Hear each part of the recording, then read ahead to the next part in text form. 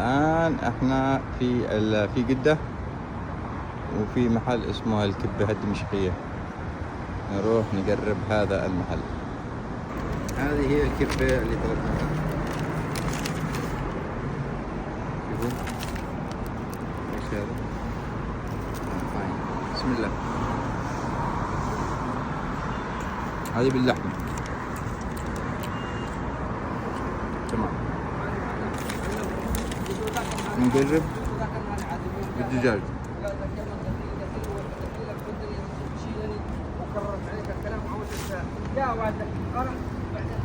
أي نحسن؟ والله أعتقد اللي باللحمة أحسن. لحظة.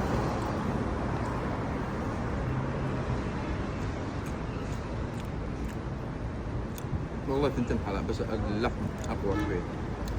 هاي مش بطال، هذه اليوم 8 من 10.